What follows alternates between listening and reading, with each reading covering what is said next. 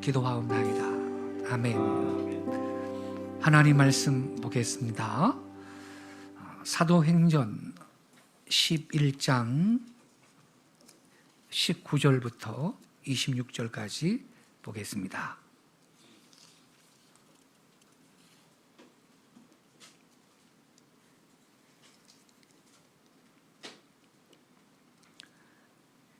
사도행전 11장 19절부터 26절까지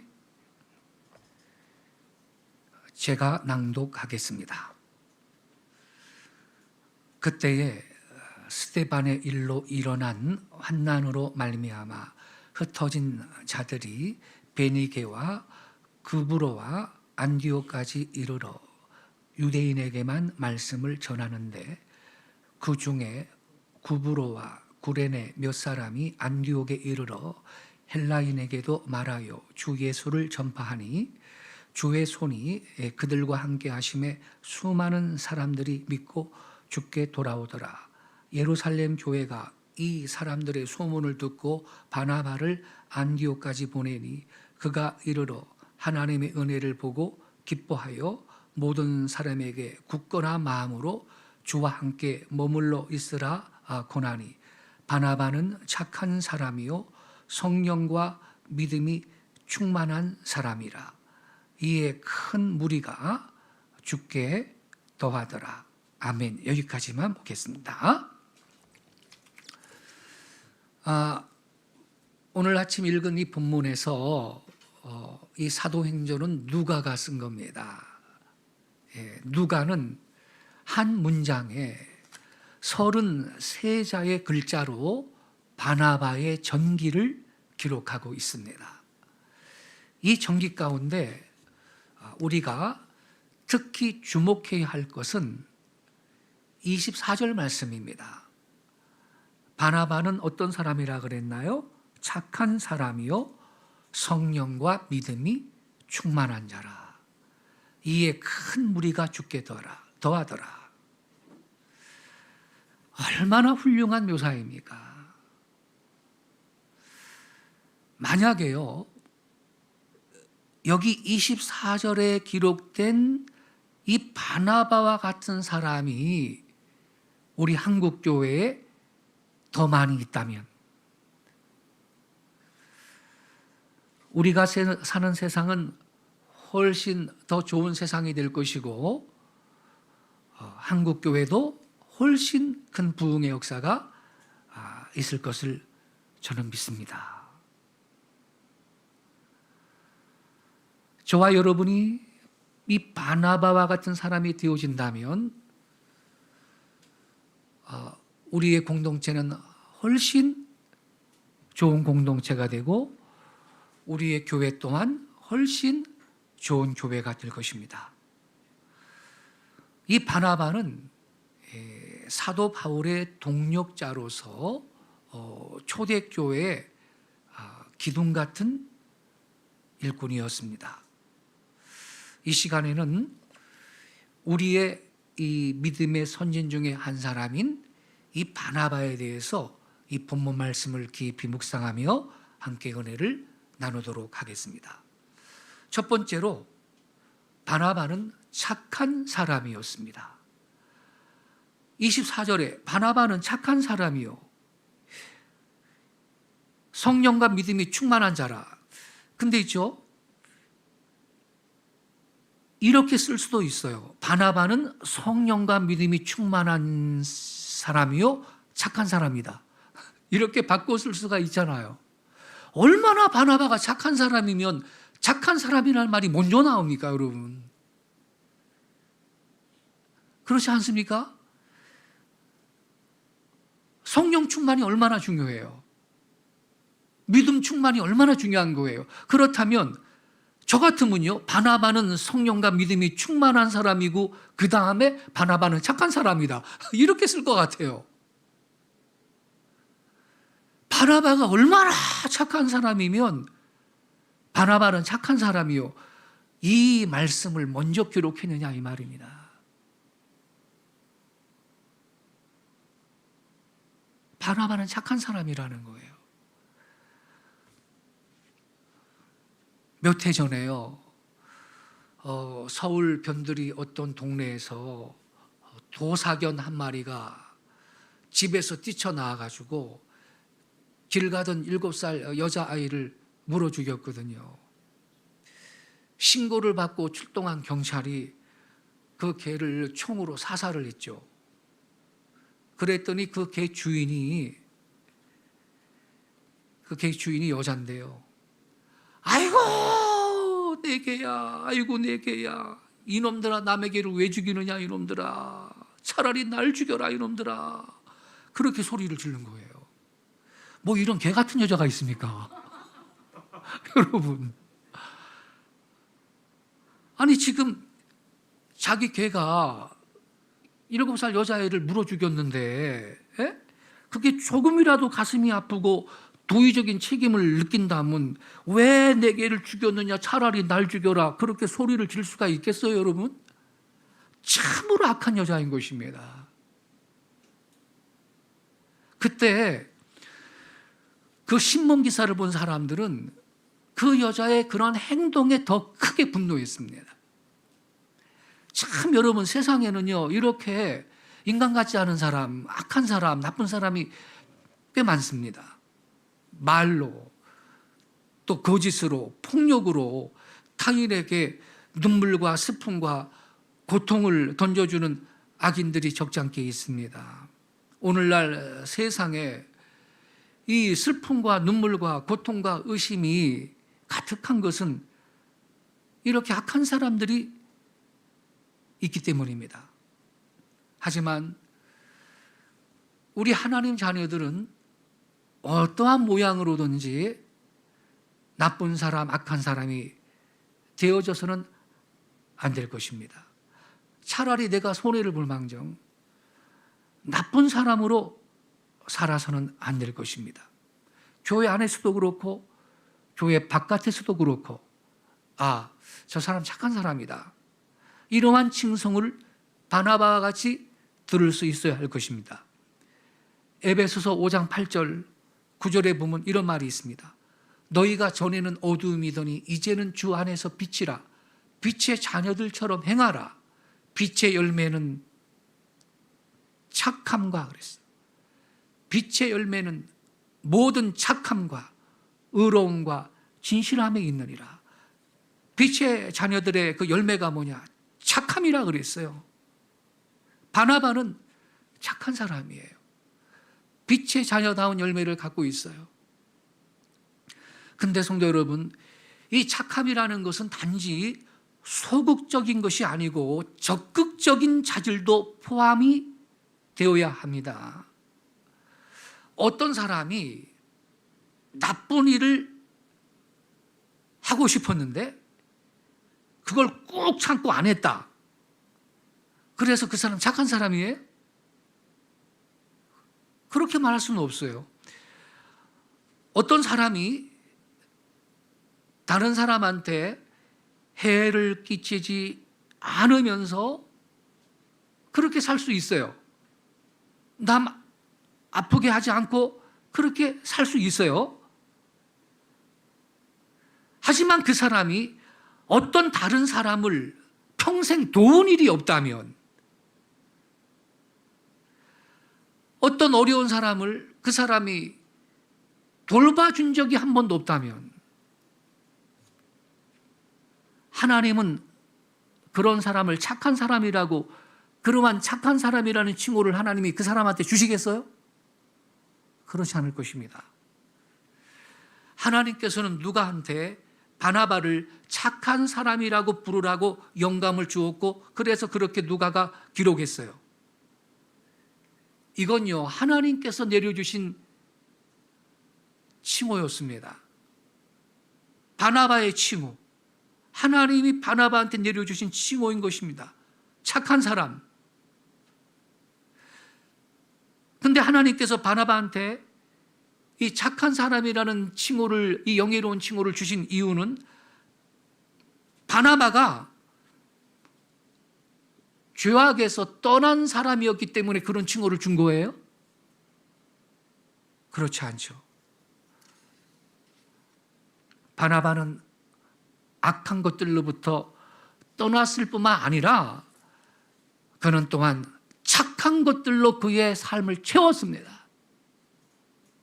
그래서 착한 사람인 거예요.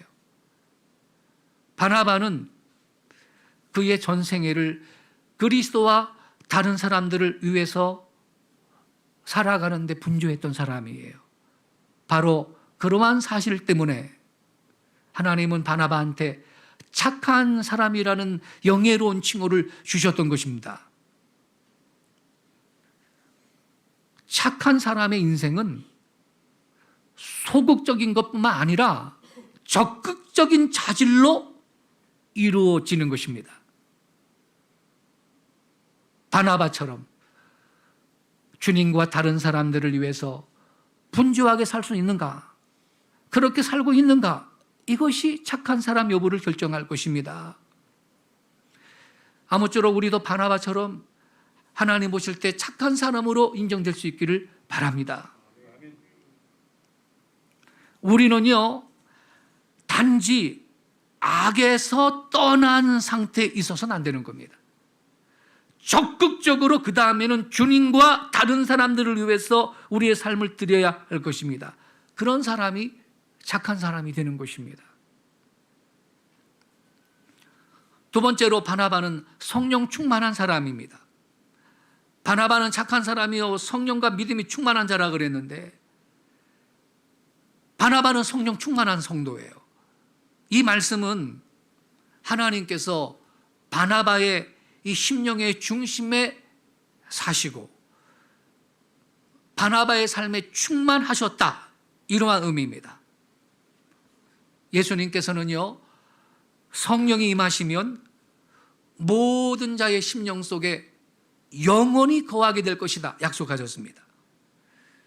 그래서 저와 여러분이 진실로 예수님을 영접하셨다면 성령께서는 우리의 심령 속에 분명히 내주해 계시는 것입니다. 그래서 우리의 육체는 성령이 거하시기 때문에 성전이 되는 것입니다. 세상 사람 육체와 질이 다른 것입니다. 우리의 육체는 성전이 되는 겁니다. 고린도전서 3장 16절에 이렇게 써 있습니다. 너희가 하나님의 성전인 것과 하나님의 성령이 너희 안에 거하시는 것을 알지 못하느냐.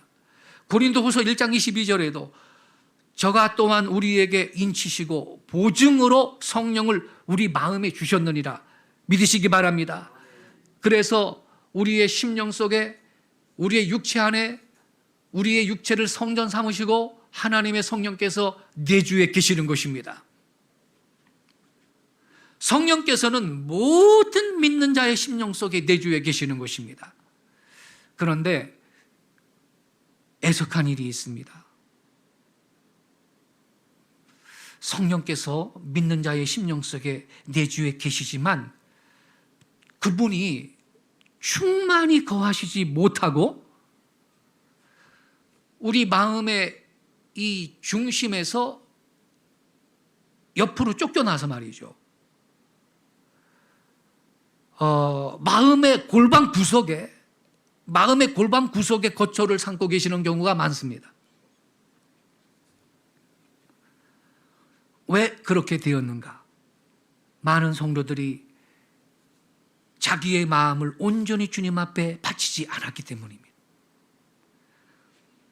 온전히 그 마음을 주님께 드리지 못하고 그 마음을 세속적인 것들로 채우는 겁니다. 세속적인 것들이 심령에 채워져 있습니다. 만약 여러분의 마음이 세속적인 것들로 채워져 있다면 그 마음은 성령으로 충만하게 채워지지 않을 것입니다. 하지만 우리가 성령께 완전하게 굴복할 때 성령으로 충만하게 채워지는 것입니다. 그리고 그 성령 충만은 하나님 앞에 봉사할 수 있는 능력을 우리한테 공급해 주시는 것입니다. 바나바는 온전히 성령님께 굴복한 사람입니다. 오직 십자가를 바라보고 오직 표대를 바라보고 달려갔던 사람입니다. 그는 뒤돌아서지 않았습니다. 그리하여 하나님께서는 바나바의 심령의 중심에, 그 마음의 왕자에 충만하게 채워져 계셨습니다.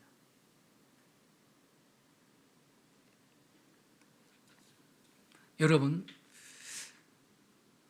만약 여러분이 기선의 갑판 위에 서게 되면 태양이 대양 위에서 반사가 되는 것을 볼 수 있을 것입니다. 여러분이 호수 위의 보트에 앉아 있을 때 태양이 호수 위로 반사되는 것을 볼 수 있습니다. 여러분이 이른 아침에 일어나서 햇빛이 들에 나가 이슬방울에 반사되는 것을 볼 수 있을 것입니다. 이게 무슨 말이냐면요, 태양은요 대양에도 호수에도 이슬방울에도 자신을 나타낼 수 있습니다. 대양이라고 해서 너무 크지도 않고요, 이슬방울이라고 해서 너무 작지도 않습니다. 이와 같이 하나님은요, 그들이 크든지 작든지 남자든지 여자든지 그거 관계없어요. 모든 사람을 하나님은 충만케 해주시는 것입니다. 저와 여러분이 하나님께 온전히 복종할 때 하나님은 남자든 여자든 배웠든 못 배웠든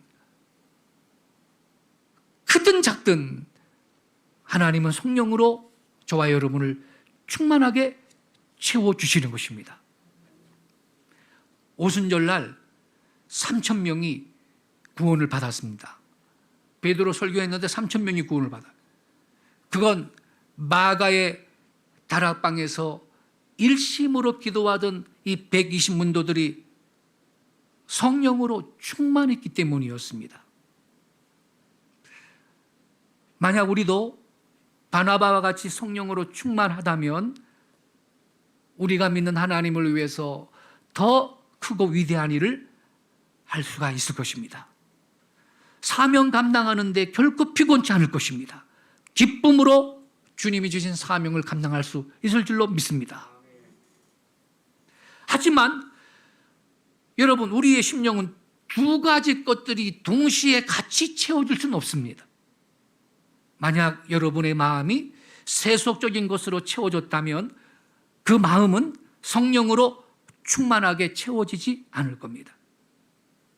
바나바는 성령이 충만한 사람이었고 그 성령 충만함으로부터 많은 사람들을 복되게 했습니다.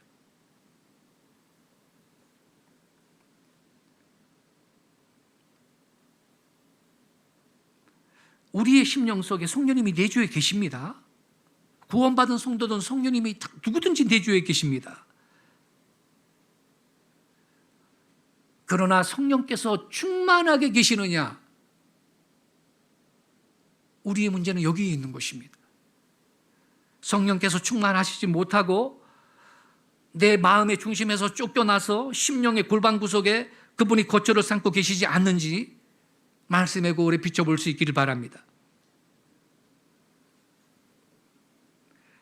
왜 성령님이 마음의 이 골반 구석에 거처를 삼고 계시는가? 방금 말씀드렸듯이 세상 것들이 너무나 내 마음속에 많이 들어와 있기 때문에 그렇습니다. 우리도 바나바처럼 성령님께 온전히 굴복함으로써 능력 있는 하나님의 도구가 되실 수 있기를 축원합니다. 우리 한국 교인들이 가장 사모하고 좋아하는 것이 성령 충만이라고 하는데 지금은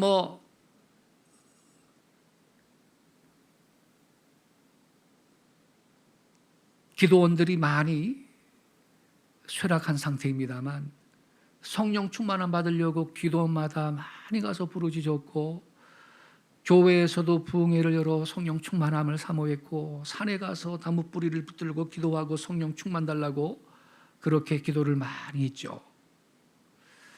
근데 여러분, 성령 충만의 가장 큰 특징이 뭔지 아세요? 우리 다 같이 에베소서 5장 18절 말씀을 좀 같이 읽어보겠습니다. 에베소서 5장 18절부터 21절까지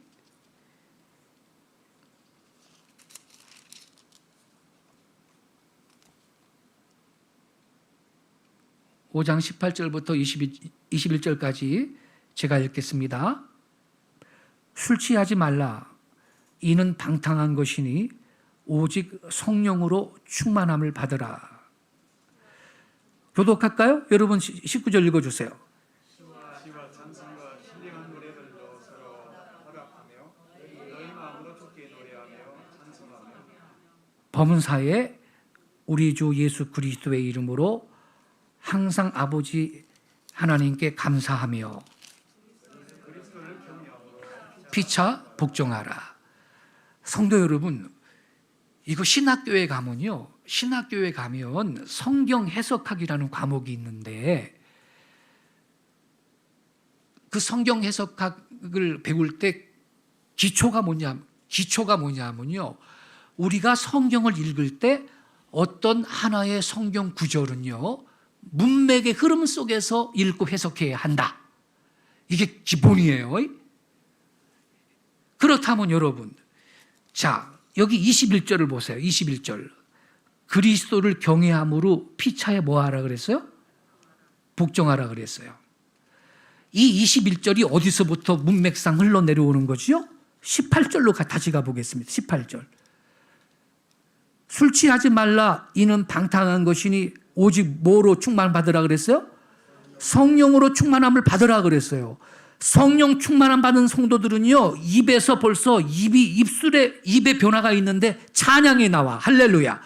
그래서 19절에 뭐라 그랬어요? 시와 찬송과 신령한 노래들로 서로 화답하며 너희의 마음으로 주께 노래하며 찬송하며. 성령 충만한 성도는 찬양이 나와요. 할렐루야. 찬양이 나오는데 신령한 노래도 한데, 이 신령한 노래는요 방언 찬양 같은 것도 말하고요, 영으로 하는 찬양이고요, 그리고 이 신령한 노래라는 거는요, 우리가 성령 충만하잖아요. 성령께서 곡조와 가사를 주십니다. 그래서 배우지도 않은 노래를 즉흥적으로 불러요. 이게 신령한 노래입니다. 성령께서 곡조와 가사까지 줘요. 그래서 즉흥적으로 찬양을 하는 거예요. 즉흥적으로. 이게 신령한 노래예요. 성령 충만할 때 이러한 그 차원 높은 그 찬송 생활을 경험할 수 있어요. 이건 누가 작곡한 걸 부르는 노래가 아니에요. 그 다음에 성령 충만한 성도의 열매가 뭐예요? 20절에 범사에 뭐하라 그랬어요? 감사. 할렐루야. 범사에 감사하는 거예요. 성령 충만한 성도는 범사 감사합니다. 할렐루야. 그리고 21절을 다시 가보겠습니다. 그리스도를 경외함으로 피차에 뭐하라? 복종하라. 성도 여러분, 성령 충만의 가장 큰 특징, 마지막 최후의 특징이 뭐냐? 피차에 복종하는 거예요. 착각하면 안 됩니다. 우리가 성도들이 말이죠, 서로 공동체를 이루고 살 때, 집사님 이거 좀 이렇게 좀 해주면 좋겠습니다. 싫어. 성령 충만한 거 아닙니다.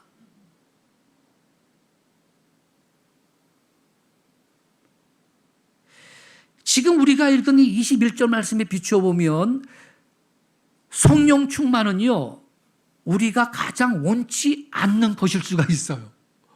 복종해야 되니까. 복종을 해야 되니까. 우리는요, 성령의 권능이나 카리스마, 기쁨과 평강을 얻기 위해서 성령 충만을 구합니다. 우리는요, 성공적인 사역을 위한 능력과 행복한 삶을 위한 자원이 필요한 거예요. 그래서 성령 충만을 구해요. 그러나 피차에 복종하기 위해서 성령 충만을 갈망하는 성도가 얼마나 돼요, 여러분? 거의 없어요. 우리는요, 성령으로 충만하여 강해지고 높아져서 군림하고 지배하고 또 추앙받고 영빨이 센 주의 종이네, 영권이 있네, 뭐 이런 소리 듣고 말이죠. 섬김을 받으려는 본성적인 욕구를 성취하기 원합니다. 아무리 랄라살라 그래도 피차에 복종함이 없는 그 성도는요, 가짜입니다. 무슨 기적은 귀신은 못하나? 귀신도 기적을 해요, 때로는.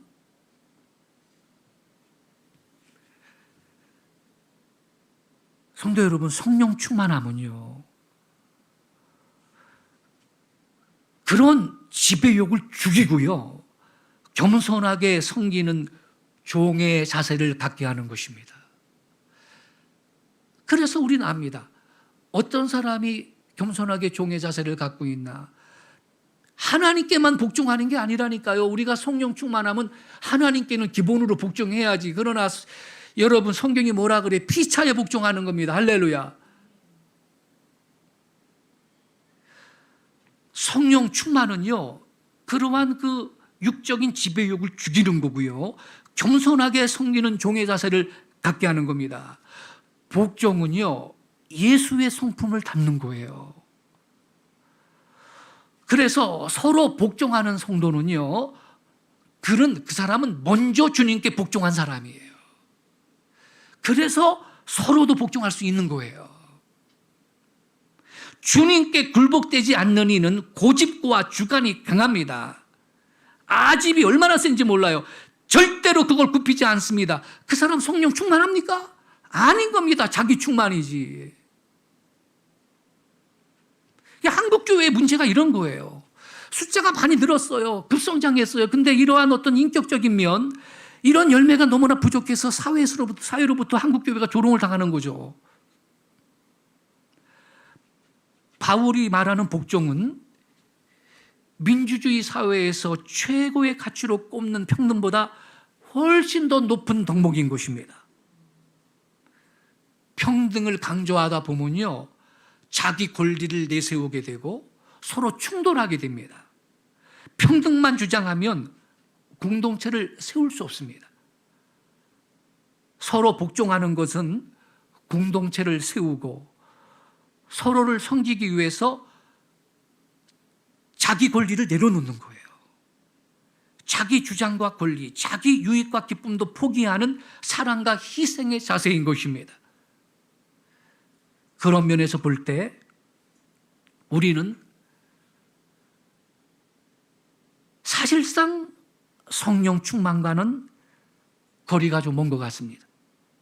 그렇기 때문에 성령 충만함이 더욱 절실히 요구되는 것입니다. 주여, 저로 성령 충만하여 바나바처럼 착한 사람 되게 하소서. 바나바는 그 사람 진짜 성령 충만인 거거든요. 왜냐하면 착한 사람이니까. 착한 사람이 피차에 복종 안 해요? 바나바 성도님, 이거 좀 이렇게 해주세요. 싫어. 그러겠어요? 그게 무슨 착한 사람이냐고요. 무슨 성령이 충만하겠어요. 아무쪼록 바나바같이 진짜 성령 충만으로 채워진 성도들이 되시기를 축원합니다.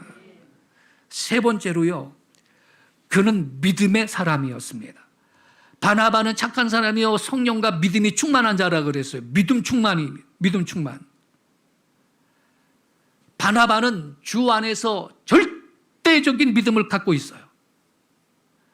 만약 하나님께서 그의 물질을 원한다면 바나바는 하나님께 그걸 드렸고, 자신의 미래는 하나님께 온전히 맡겨버려요. 만약 하나님께서 그에게 어떤 어려운 일을 맡기신다면 그는 기꺼이 자기 생각을 내려놓고 하나님의 뜻을 따랐습니다. 왜냐하면 하나님을 신뢰했기 때문에, 하나님께 대한 절대적인 믿음을 갖고 있기 때문에. 미국의 브리텐이라는 어촌이 있는데 그 어촌 어부들은요, 배를 타고 바다로 나갈 때 항상 간단한 기도를 드렸습니다. 그 기도 제가 읽어드릴게요. 나의 하나님, 나를 지켜주소서. 나의 배는 작고 바다는 넓습니다. 어때요, 여러분? 참 짧은 기도지만 너무너무 필요한 기도 아닙니까? 지금 바다로 나가는데 말이에요. 언제 풍랑일지 알아, 여러분. 나의 하나님, 나를 지켜주소서. 나의 배는 작고 바다는 넓습니다.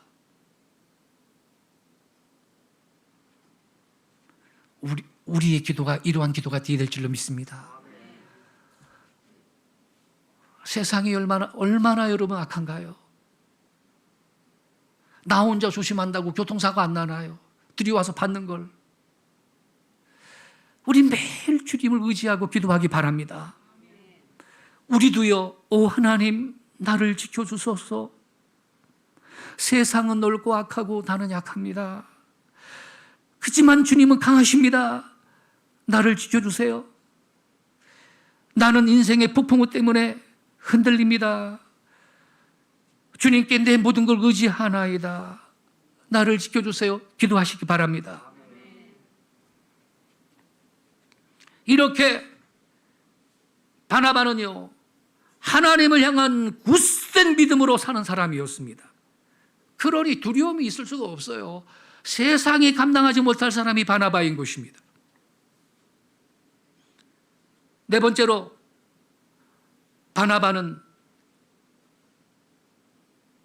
위로와 관용의 사람이었습니다.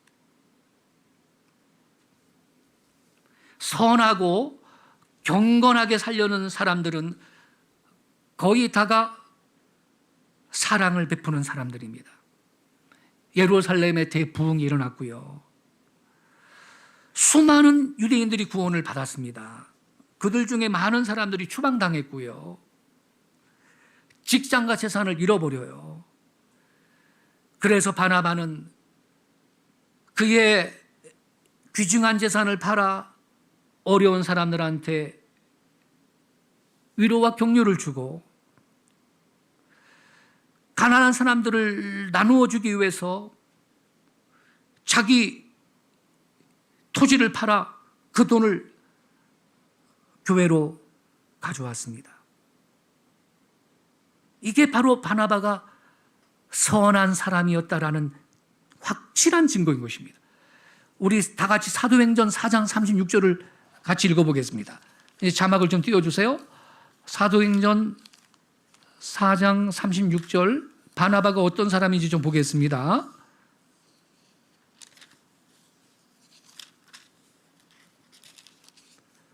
(4장) 36절 37절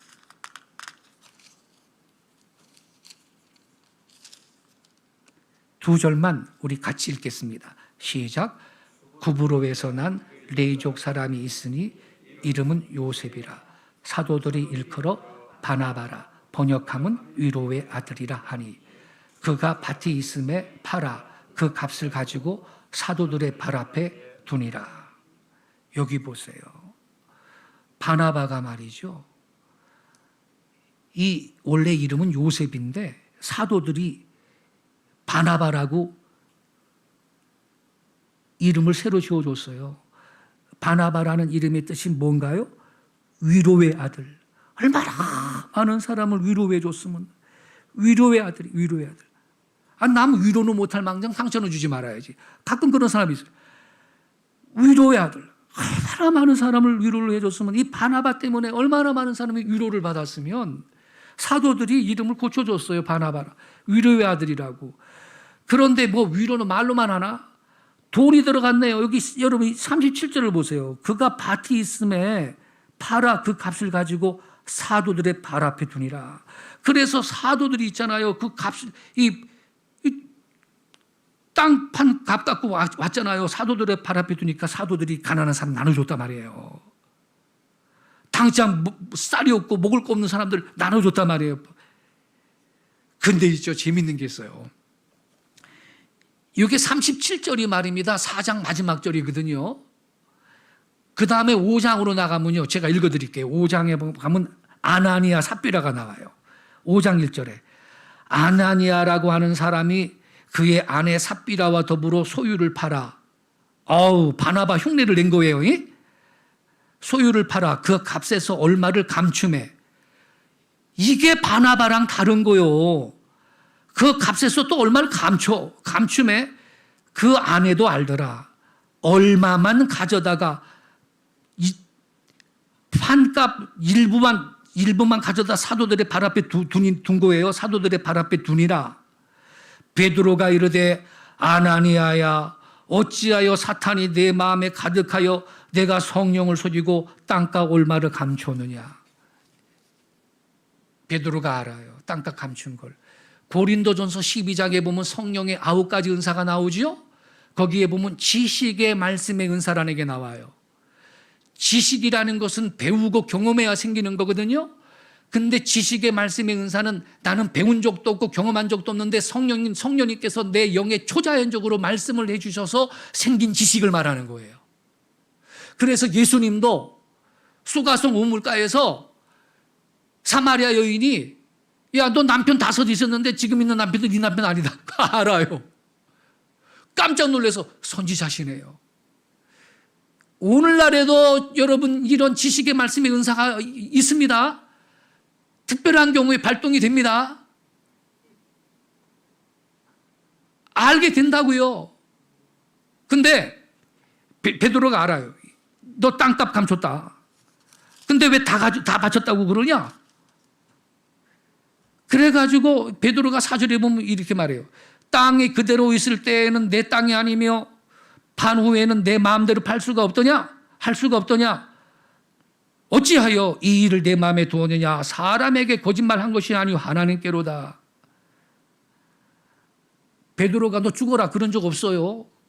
근데 여기까지만 말했는데 그냥 죽어버려도 돼.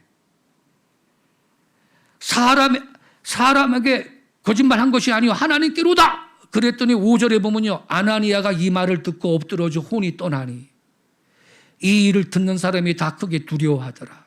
젊은 사람들이 일어나 시신을 싸서 메고 나가 장사하니라. 베드로는 죽어라 그런 적 없어요. 자기가 죽은 거예요. 그러니까 베드로가 사람한테 거짓말한 게 아니고 하나님께 한 거야. 그랬을 때 혹시 심장마비가 그때 와가지고 죽었을지도 몰라요. 하도 놀래가지고 지가 땅값 훔친 거를 다 하네, 그냥 베드로가. 거기다가 그냥 하나님께 거짓말하는 거라고 딱 선포를 하자 너무 놀래가지고서는 심장마비가 와서 죽었을지도 몰라요, 여러분. 정직하게 삽시다. 할렐루야. 하나님 앞에 우리가 정직하게 살아야 되는 것이에요. 근데 그러니까 여러분, 이 아나니아는 말이죠. 아나니아는 바나바가 말이에요. 이렇게 솔선수범해가지고 모범을 보이잖아요. 이 땅을 팔아가지고 밭을 팔아가지고 땅값 갖고 와서 사도들 앞에 그 돈을 갖다 드리는 거예요. 이거 좀 가난한 사람 좀 나눠주라고. 그러니까 많은 사람들이 바나바한테 위로를 받고 바나바 성도님 고맙습니다. 성도님 때문에 우리가 지금 당장 굶어 죽을 뻔했는데 살게 됐습니다. 고맙습니다. 바나바가 뭐라 그러겠어요. 주님께서 하라 그러고서 한 건데 주님께 영광 돌립니다. 그랬을 거 아니에요. 바나바는 믿음이 충만한 사람인데. 그랬더니 아나니아가 그거를 딱 보니까 시기 질투가 나거든. 우리 교회 인기가 저놈한테 다 가는구나. 이거 속상하네. 우리 교회 인기가 저 바나바한테 다 집중이 되네. 나도 인기를 좀 회복해야 되겠다. 그래가지고 지는 사랑하는 마음, 이 가난한 사람을 도울 마음도 없으면서 땅을 팔아가지고 일부만 갖고 온 거예요. 다 갖고 온 것처럼. 이게 잘못됐다 이 말이죠, 여러분. 이게 잘못된 거예요. 하나님은 우리가 정직하기를 원하시고 우리가 주님을 섬길 때는 순수한 마음으로 섬기게 될 줄로 믿습니다. 바나바는 이렇게 여러분 위로의 사람, 사랑의 사람이었다 이 말입니다. 가장 먼저 모범을 보여요. 바나바가 진짜로 착한 사람이었다라는 증거인 것입니다. 어떤 목사님이 이런 말을 했어요. 나는 인색한 사람을 가리켜 착한 사람이라고 부르지 않습니다. 여러분은 하나님과 사람한테 인색한 사람을 향해 착한 사람이라고 부르고 싶습니까? 그랬어요. 바나바가 왜 착한 사람이냐? 바나바의 삶이 이래요. 어려운 사람을 도와줘요. 자기 재산을 가난한 사람을 위해서 땅을 팔아 교회로 갖고 와요. 그래서 미국의 저명한 허셀포드 목사님이 이런 말을 했습니다. 사람이 회심할 때는 돈지갑도 회심해야 한다 그랬습니다. 삭개오 보세요. 예수를 만난 다음에 재산을 가난한 자들한테 나눠줬어요. 그게 바로 삭개오가 진짜로 회심한 증거가 되는 것입니다. 그렇지만 돈지갑이 회심할 수 없어서 구원을 받지 못한 자가 있어요. 마태복음 19장 26절 이하에 보면요, 부자 청년이 예수님한테 와요. 선생님, 내가 무슨 선한 일을 하여야 영생을 얻을 수 있나요? 이렇게 물어봤죠. 그 부자 청년은 예수님이 이렇게 말해요. 계명을 지켜라. 선생님, 저 계명 다 지켰는데요. 그렇게 대답했어요. 예수님께서 다시 말씀하세요. 너 내 말 잘 들어야 된다. 너 온전해지려면, 네가 온전해지려면 네 소유를 팔아 가난한 자들을 줘라. 그리하면 하늘에서 보화가 내게 있으리라 그랬어요. 그리고 나를 따라와라 그랬습니다. 예수님이 왜 이런 말씀하셨겠어요? 이 사람이 인색한 사람이라는 거 주님이 다 아시거든. 재산 많은데 가난한 사람을 위해서 돈 쓰는 거 없는 거 주님 다 아시거든요. 그래서 이런 말을 한 거예요. 야, 너 온전해지려면 내 소유를 팔아 가난한 자들을 줘. 그리하면 하늘에서 부하가 너한테 있을 것이다. 그리고 나서 나를 쫓아라 그랬습니다. 그러자 22절 말씀해 보면 이렇게 써 있어요. 그 청년이 재물이 많음으로 이 말씀을 듣고 근심하여 가니라. 어떤 목사님이 성경 66권 중에 제일 애석한 구절이 이 22절이라 그랬어요. 이때 아멘 그렇게 하겠습니다 그랬다면 이 청년은요 12제자 수준의 훌륭한 주의 이 종으로서 제자로서 쓰임받았을 거예요. 이 청년은 돈지갑이 회심할 수 없어서 예수를 따를 수가 없었어요. 오늘날에도 돈 때문에 예수를 따를 수 없는 사람들이 많습니다. 잠깐 소유할 돈 때문에 영생을 얻지 못합니다. 삼성의 이건희 회장님이 돌아가셨는데 뭐 돈 갖고 가셨나? 얼마나 가련한 인생입니까? 그들은 사실은 여러분 자기가 돈의 주인이 아니라 돈이 그들의 주인인 것입니다. 사람은 그가 돈을 어디에 쓰느냐 그거를 우리가 본다면 우리는 그 사람의 인격과 됨됨이를 알 수가 있는 것입니다. 돈 갖고 돈만 생기면 맨날 말이죠 뭐 술병이나 뭐죠 고급 수입 양주나 뭐 어떻게 살라 그러고 그거 안 되는 것입니다. 얼마나 내가 가진 재물을 가지고 어려운 이웃과 나누느냐 이것이 그 사람의 인격을 결정할 것입니다. 비싼 차, 돈 많으니까 비싼 차 굴릴 수 있습니다. 그것이 그 사람의 인격을 보여주는 게 아닙니다.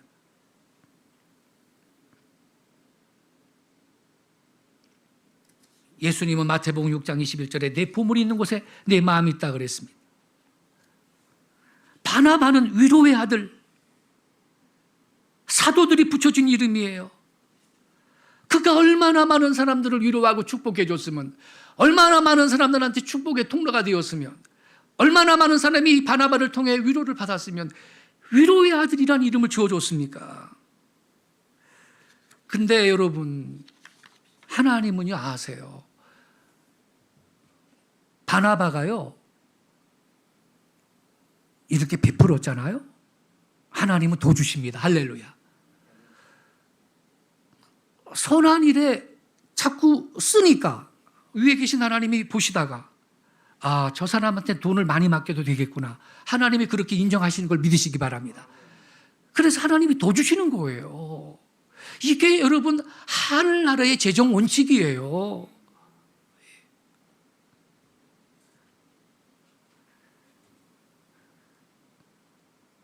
성경은 이렇게 말하고 있습니다. 서로 돌아보아 사랑과 선행을 격려하라. 이렇게 살 때 우리는 이 시대의 바나바가 될 줄로 믿습니다. 오늘날 이런 말이 있죠. 학생은 있는데 스승은 없고, 학생은 있는데 제자는 없고, 학생은 있는데 제자는 없고, 선생은 있는데 스승은 없다. 그런 말이 있죠. 집은 있는데 가정이 없다. 교인은 많은데 성도가 없다. 이런 말이 있는데, 그런 말이 왜 있느냐? 바나바와 같은 삶을 사는 성도들이 부족하기 때문이 아닐까? 바나바와 같은 성도들이 있다면 그런 말이 과연 생겼을까? 저는 그렇게 보고 있는 것입니다.